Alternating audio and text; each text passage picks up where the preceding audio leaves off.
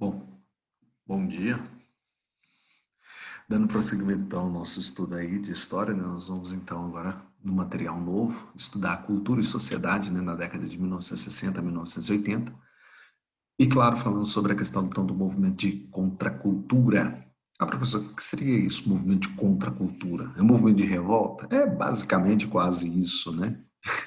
Vamos dizer assim, né? Quando a gente fala contracultura, então quer dizer é alguma coisa que está indo fora, né, dos padrões que estão sendo então estabelecidos ali, né, estabelecidos esses padrões então pela sociedade que nós vivemos, né, a sociedade contemporânea. Então, quando nós falamos então de movimento contra a cultura, nós temos que lembrar aí que os anos 60, os anos 80, né, esses movimentos, né, acabaram então ganhando uma proporção de destaque dentro da sociedade contemporânea. Faz parte do nosso processo de estudo, sim, né, uma base de análise e construção de ideias, sim, né, mas que aí está presente, né, dentro do nosso estudo. Vamos lá então entender o que é esse movimento de contracultura. Bom, antes de nós então o que é cultura e o que é sociedade. Cultura é tudo aquilo que se resulta da criação humana, quer dizer, é algo que é criado pelo ser humano. O ser humano não nasce com cultura, não. O ser humano, ele acaba, né, desenvolvendo isso, né? Ele acaba criando isso.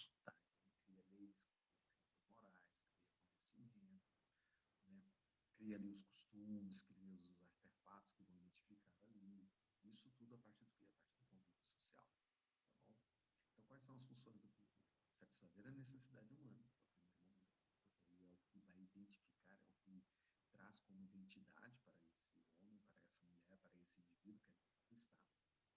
Acaba limitando, né, as necessidades, ou seja, de maneira normativa, porque ali tem leis, tem normas que devem ser seguidas, tem padrões que devem ser seguidos, tem estabilidade, digamos, de uma ordem que tem que ser seguida.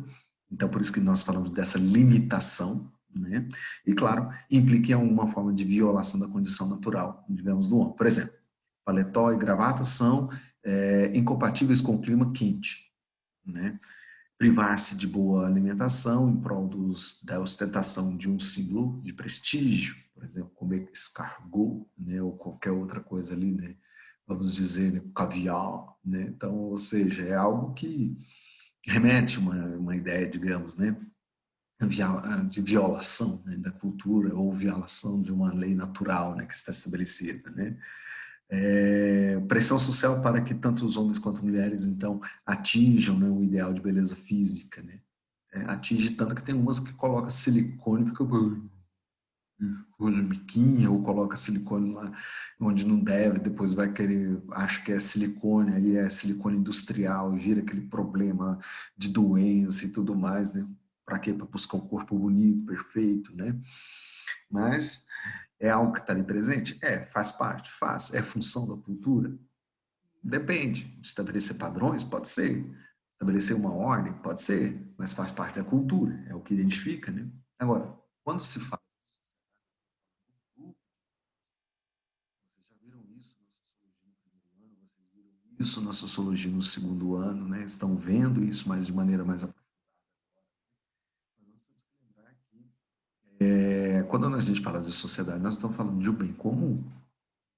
Então, os objetivos comuns ali, eles são compartilhados, né, pelos membros da sociedade, né, ou seja, eles querem algo que seja comum, natural a todos, né, partilhado por todos, né, não querem algo que seja destinado, né, simplesmente ao indivíduo. Não, eles querem o todo, né. Então, é algo que acaba sendo marcante, né, para a sociedade. Então, isso nós chamamos de sociedade. É quando você tem um grupo de indivíduos que busca o bem comum, ou seja, preservar objetivos que sejam comuns, naturais a todos.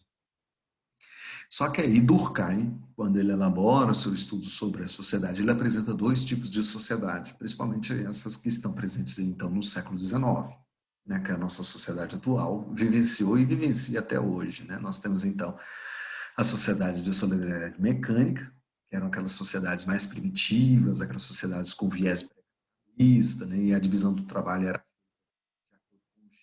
não havia quantidade de trabalhadores, né, para desempenhar determinadas funções, então acabavam todos exercendo, aliás, as mesmas funções, né? Então existia nesse grupo uma harmonia muito grande, porque eles estavam prezando pela sua sobrevivência. Então os membros, independente se sejam homens ou mulheres, eles estavam fazendo a mesma coisa, porque eles garantiriam ou queriam garantir o que? A sua sobrevivência, garantir o que? O seu sustento. Por isso que a gente fala então de mecânico, é algo que a gente faz, né, porque tem que fazer. Mecânico, né? Então garantindo que a harmonia, garantindo a sobrevivência, garantindo o bem-estar, né, de todos os indivíduos. E a outra sociedade que nós temos é a sociedade com solidariedade orgânica. São classificadas como aquelas que há um organismo complexo, cada indivíduo exerce a sua função, né? E ali existe uma coesão social. Cuidado, é coerção, não é coesão. Coesão quer dizer, todos os indivíduos vivem dentro dessa sociedade, mas cada um faz aquilo que foi preparado, estudou para fazer. Você tem um engenheiro, você tem um médico, você tem um professor, você tem, entendeu? Então são pessoas que exercem atividades ali dentro, mas que estão em busca de uma coesão social, né? Esse tipo de sociedade é a sociedade atual, né? Pós-capitalista, né? Onde há uma extensa divisão de trabalho, né? Cada membro vai desempenhar as suas funções, cada pessoa vai fazer aquilo que ele foi treinado para fazer, estudou para fazer, o professor vai dar aula, o engenheiro vai projetar, o nutricionista vai receitar lá a comida corretamente para o seu paciente e assim por diante, né? E os membros dessas comunidades são basicamente que interdependentes, cada um faz aquilo que lhe convém, com consciência e responsabilidade, sim, mas há uma intensa divisão, há uma intensa propagação de ideias ali dentro, mas que é responsabilizado pelo próprio indivíduo que ali dentro está, tá bom? Outro fator que é muito importante de se ressaltar é justamente isso que se monta, né? Essa ideia. É possível afirmar que existem culturas mais desenvolvidas e menos desenvolvidas? Gente, isso aí é uma visão etnocêntrica, tá? Nós não podemos falar que a minha cultura é mais evoluída ou mais desenvolvida que a cultura do outro, tá? Isso é uma visão etnocêntrica, né? Então, ou seja, se nós começarmos a comparar as culturas aí, nós estamos então fazendo um fator de preconceito, porque o etnocentrismo, né, é uma visão preconceituosa em relação ao que aos fatores culturais. Então nós não podemos fazer essa questão, nós não podemos levantar esse tipo de bandeira, né? Até porque quando nós falamos se existem ou não culturas mais desenvolvidas ou menos desenvolvidas que outras, nós estamos desqualificando então os traços culturais. Por isso que aí entra então os famosos movimentos de contracultura, né? Porque, segundo Tyler, né, a ideia de cultura é tudo aquilo que foi produzido, ou seja, material e imaterial, pelo ser humano é cultura. A música que você canta porque você ouviu no rádio é cultura, né? Você veste com traços, remete à ideia de cultura? Remete à ideia de cultura. Agora, o que é a contracultura? A contracultura ela é resultado dos conflitos entre, né, as gerações, somado então ao descontentamento de jovens, de alguns intelectuais com a sociedade. A gente fala que são os revoltadinhos, né? Aqueles que não compreenderam que existem padrões, que existem normas, que existem leis que devem ser seguidas. Aí querem fazer as suas leis, as suas ordens do jeito que eles acham que deve ser. Então aí eu estou levantando a bandeira do que? De contracultura. E esse movimento, claro, ganhou muita adesão por volta dos anos de 1960 até os anos de 1980. O que está acontecendo no mundo nesse momento? A Guerra Fria. O rock and roll em ascensão, né? Nós temos ali né, o Elvis surgindo, depois logo do Elvis vem ali Metallica, Nirvana, Iron Maiden, Sepultura, Black Sabbath e outros grupos, né, que acabam então se destacando, né, por volta dos anos de 1980, 70 e 80, então você já tem esses destaques sendo colocados aí em ação. Os, os Beatles, né, surgem ali, né, e vem com aquela ideia, né, sex, droga e rock and roll, né, era o que se propagava naquela ideia. Paz e amor, movimento hippie, né? Também que se destacou durante esse processo aí, né? Mais paz, prega amor, mais paz, mais amor, né? Então, ou seja, são movimentos que surgiram durante essa fase, né? Que reivindicava alguma coisa, né? Não só a juventude, como também os grupos que ali estavam, né? Organizados, estruturados. Mas o que de fato é a contracultura, né? Então, contracultura é um movimento de questionamento e negação da cultura vigente, ou seja, negação e questionamento dos padrões vigentes. Qual é o objetivo máximo que está ali? O que está em máximo em evidência nesse grupo? É a quebra dos tabus. Eles querem contrariar os padrões que são impostos, ou seja, os padrões culturais que ali estavam. E, claro, os jovens, né, os mais jovens, são responsáveis por esse processo. Eu sou da geração de 1980, né, mas eu cheguei a pegar a fase final desse processo, eu não cheguei a pegar a fase total, peguei a fase final desse processo, né, que é dos anos 80 para os anos 1990. Mas nossos pais, por exemplo, pegaram essa fase de revolta, essa fase de querer lutar por alguma coisa, querer buscar alguma coisa em prol, né, digamos, de sua vida.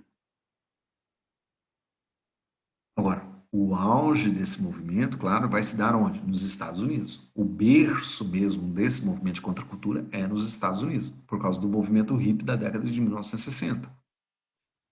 Porque aí já culminava com aquela questão da ascensão da Guerra Fria, né? A crise dos mísseis, Guerra do Vietnã, né? Então tudo isso estava tudo em ação. Mas aí é nos anos de 1970, na Inglaterra, que esse movimento começa a ganhar mais ainda adesão com o movimento punk. Que aí vem, né, aquele movimento das pessoas, aqueles jovens totalmente revoltados mesmo com a situação, né, vivenciada dentro de casa, vivenciada por dentro da sociedade, né? Vestem aquelas roupas escuras, né, pintam o cabelo, as unhas, né, tudo aquela coisa revoltado, tipo jovens revoltados, né? Mas por quê? Aí você tem que lembrar, o rock and roll começa onde? Na Inglaterra. Termina onde? Nos Estados Unidos. Termina entre aspas, né? Mas a sua fase final praticamente está onde? Dentro dos Estados Unidos. Então, tudo isso faz parte desse processo. Ah, professor, mas e o Brasil? Como vivencia? O Brasil pega só resquícios disso, né? Até porque em 1964 até o ano de 1985 nós vamos conviver com o quê? Com a ditadura militar, que é a fase de repressão. Então, não tiveram tanta adesão, né, vamos dizer assim, já que os militares aqui desciam o sarrafo naqueles que diziam ser revoltados. Mas esses movimentos de contracultura, muito deles, né, acabaram então se propagando pelo mundo, inclusive alguns deles ainda até hoje ainda resistem, né, mas estão presentes aí. Explorando a questão da contracultura, como que eu consigo visualizar essa questão da contracultura? Nós temos que entender que a contracultura, nesse sentido, é a sucessão das gerações que, no caso, demonstraram entre si, né, diferentes formas de viver e pensar. Viver uma fase de intenso conflito, viver uma fase de intensa sonegação dos valores tipo amor, paz. Viver uma fase de uma temeridade de uma guerra muito grande, iminente muito grande. E a ocorrência das guerras, das revoluções, né, acabava então por trazer aí grandes, né, mudanças dentro da sociedade, e os jovens também acabaram então assimilando isso, né, e não compreendendo que os mais velhos estavam passando, era uma fase de sabedoria, para eles era uma fase de revolta. Por isso que o movimento de contracultura você não vai ver velhos, você vai ver jovens, você vai ver adolescentes, você vai ver pessoas que estavam ali lutando por alguma coisa, mas em prol da juventude. Exemplo, jovens de um movimento das cruzadas, por exemplo. O contato com o Oriente fez com que eles começassem, então, a rever seus hábitos. Só para vocês terem uma ideia. Então, o contato que os jovens americanos tinham com a guerra fazia com que eles se revoltassem. Porque eram mandados para a guerra do Vietnã.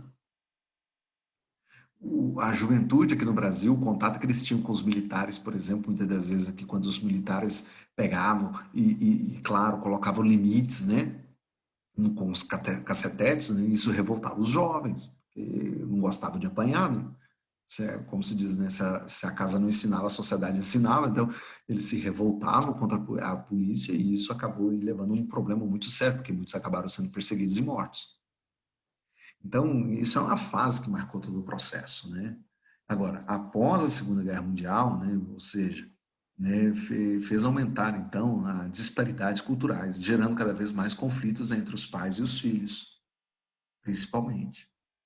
Né? E os jovens da década de 60, 70 e 80, né, que eu já estou nessa fase dos anos 80, finalzinho dos anos 80 e início dos anos 90, né, dos países considerados ricos viviam, né, a era do emprego e do afrouxamento sexual. Por isso que a gente fala, né? Sexo, droga e rock and roll, porque era o lema que se pregava dentro dos Estados Unidos na época, né? Então, esses jovens, né, não compreendiam, né, quando os pais relatavam suas experiências, né, com a guerra, suas experiências sexuais e tudo mais, né?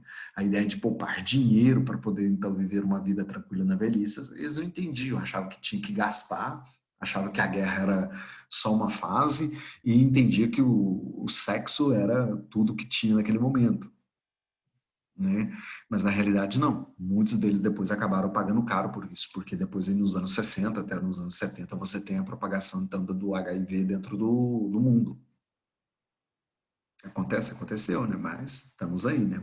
Nos países como a África, a Ásia, a Oceania, em emancipação política, então, ou seja, a libertação desses países aí em relação, né, às suas políticas, então, fez com que a juventude cada vez mais ansiasse por transformações, mas não um fator como o jovem americano ou como o jovem brasileiro, não. Eles queriam, então, buscar o quê? Nova forma, né, de conviver e de viver a vida em paz, em harmonia, né, com saúde, tendo alimento sobre a mesa, né? Então isso forçou muito. E o cinema e a televisão, claro, vai contribuir cada vez mais para que haja então a propagação então desse movimento, né, de contracultura, né? Algo que vai marcar aí então essa perspectiva dessa sociedade, né?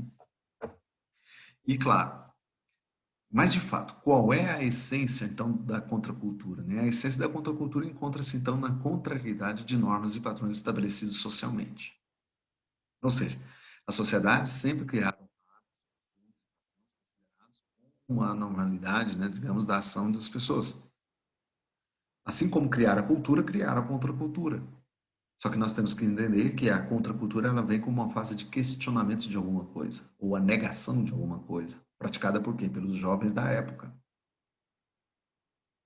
Então é como se fosse uma fase de indignação, uma fase, digamos, de repreensão, vamos dizer assim.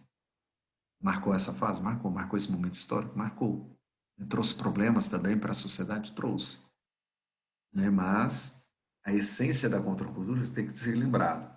É questionar os valores colocados, é questionar os valores impostos. Em geral, as ações, então, e a da contracultura foram produzidas por jovens. A maioria desses aí, né, acaba, então, enfrentando, né, as regras que são gerando, então, um fator, digamos ali, né, de, de luta. Por isso que os grandes movimentos, né, digamos, de contracultura sempre estiveram, então, fundamentados em lutas. Porque eles queriam quebrar padrões que estavam relacionados à norma social, relacionados ao sexo, relacionados à religião, relacionados às às instituições sociais, como, por exemplo, a família, o casamento, a igreja, a escola, Estado, polícia, exército, trabalho e assim por diante. Até mesmo os padrões estéticos acabam entrando também nessa forma, né, de estruturação. Ah, eu quero ficar mais belo que, né, mais perfeito que. Então, tudo isso marca essa ideia, né? Então, tem que ter o corpo de fulano, né? Vamos dizer assim, ah, porque eu vi a Mary Monroe ali, eu tenho que ficar como Mary Monroe, né? Por exemplo. Aí eu vi o Elvis, eu tinha que colocar o cabelo do estilo do Elvis, né? Ou seja, eu ia contra os padrões estéticos, muitas das vezes impostos pela sociedade, e contrariando esses valores, eu acabava assumindo novos valores. Eis então eu já estava abraçando o quê? A contracultura. É importante entender que a rebeldia é a parte marcante do movimento de contracultura. Pois era a arma, né? Enquanto o exército usava a arma de fogo lá no Vietnã, aqui os jovens usavam, então, a rebeldia como arma, né? Para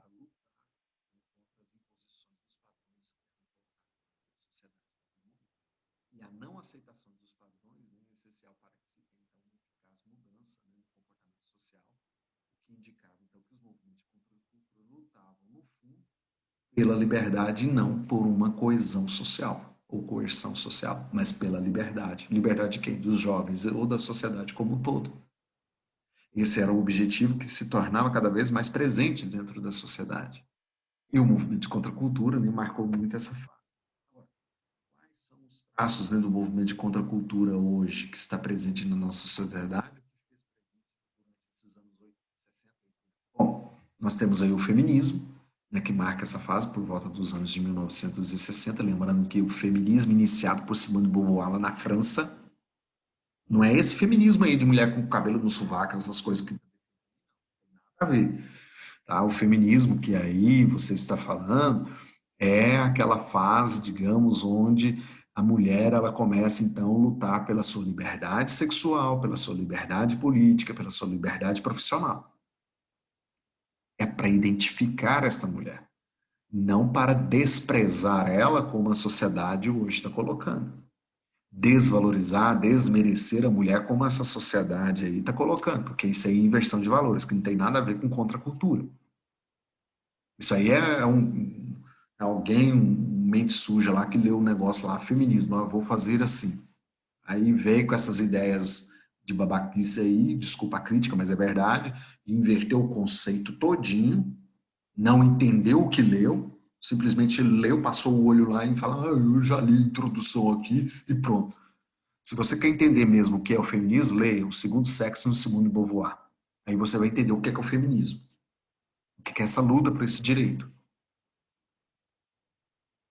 Antes de levantar a bandeira aí do sovaco peludo, vamos fazer o seguinte, vamos, é uma crítica aqui, mas vamos entender o conceito como é, né? E claro, né, nesse momento então nós temos a propagação da cultura da paz, que é o movimento hippie que falava, né, paz e amor, por causa da questão da guerra do Vietnã. E a ascensão do rock and roll, que representava essa ideia da rebeldia. Se vocês pegarem a música do rock, né, se você pegar o rock and roll, né, que é o movimento que contestava os padrões estéticos, contestava os padrões culturais, contestava os padrões que eram impostos ali, né, e fazia também até mesmo contestação política, né, contra, digamos, né, a opressão social que vivenciava o mundo, né, se você pegar as músicas ali, Legião Urbana, né, outros grupos, quantos e quantos deles aqui no Brasil foram censurados por causa da ditadura militar, mas eles questionavam dentro da música, né, ali, de uma forma meio filosófica, né, a questão então do, digamos, né, desse movimento de contracultura. Eu quero liberdade. Então, ali eles estavam lutando pela classe social, pela questão de gênero, pela questão de cor, mas buscando sempre o quê? Uma ideia de igualdade. Cuidado, né? Igualdade socialista, é uma igualdade onde os padrões passam a ser respeitados, mas mediante que uma luta. E essa rebeldia fez com que isso se tornasse possível.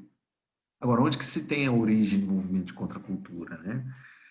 Bom, ele se desenvolveu devido, então, ao quê? A luta contra o autoritarismo político vivenciado, então, no mundo. Então, de 1968, França, Estados Unidos, Brasil, né? Porque o nosso país vivia, como eu disse para vocês, essa ditadura civil-militar, e aí você não tem os militares diretamente no poder, você tem pessoas, você tem políticos no controle político brasileiro, que vai de 64 a 85, por isso que é muito errado nós falarmos que o Brasil viveu uma fase de intensa ditadura militar, não foi bem assim, né? Nós vivemos uma ditadura cívico-militar, porque nós tínhamos pessoas civis que governavam também, militares que governavam e civis que governavam. Então, por isso que nós temos que tomar muito cuidado com isso. Por isso que nós temos, então, esse movimento surgindo, contrariando essa ideia, né, de autoritarismo político. Agora, um dos fatores decisivos para que isso viesse a tornar-se cada vez mais presente dentro da sociedade, é claro, é só você lembrar da Guerra Fria, onde o mundo passou, então, a ficar dividido em dois blocos. O capitalista de um lado, que era defendido pelos Estados Unidos, e, claro, o outro lado que nós temos, então, o socialismo, que era defendido pela União Soviética. Então, dentro do bloco capitalista, sempre veio aquela ideia da vida burguesa, né? O consumo, né, em excesso e tudo mais. Então, isso gerava uma certa revolta, gerava uma certa luta, né? E é claro que os jovens queriam buscar o quê? Uma igualdade entre esses fatores, né? Contrariamente, então, o modo de vida burguês, então, que era pregado não fazia sentido, porque já que havia, então, classe pobre dentro da sociedade. E isso gerava, então, cada vez mais envolvimentos que iam contra, né, a intitulação, né, digamos, de uma vida feliz. Então, as pessoas começam, então, os jovens começam, então, a se revoltar, começam a buscar um novo sentido para esse mesmo modo aí, e começam, então, eles a lutar pelos seus direitos. E, claro, para os jovens da década de 1960, isso não era liberdade, né? Isso era visto para eles, né, como uma expressão, né, de luta. Mas aí eles começam então a lutar em prol de alguns benefícios. Um deles, né, justamente então voltado, né, para as mulheres. Né? Então as mulheres então agora começam também a adquirir espaço, né, nessa sociedade, porque não era só o papel de ser uma dona de casa, mãe e esposa, não.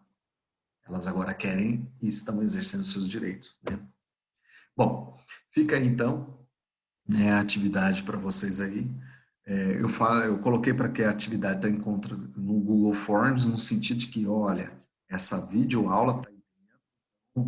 É, eu tinha achei que eu ia. Eu vou deixar para quarta-feira ou talvez para sexta-feira. Tá? Então não se preocupe com essa atividade do Google Forms, só façam para mim. Por favor, a página 5, 6 e 7, tá? E a página 8 e 9. Essa do Google Forms deixa que eu vou depois colocar ela para vocês, tá bom? Desconsidere essa atividade do Google Forms, façam para mim a atividade apostila, né? Página 5, 6, 7, 8, 9. Se algum aluno me perguntar sobre essa questão dessa atividade, eu vou fazer no Google Forms, eu vou passar uma catracada, tá? Porque eu estou deixando bem claro o que é para fazer antes que me pergunte o que é para ser feito, tá bom? Meninos, fiquem com Deus, que Deus Nossa Senhora vos proteja e vos abençoe. Tenha um bom dia, uma boa segunda-feira, tá? Abençoada aí. E quarta-feira estamos juntos, tá joia? Fiquem com Deus, até mais.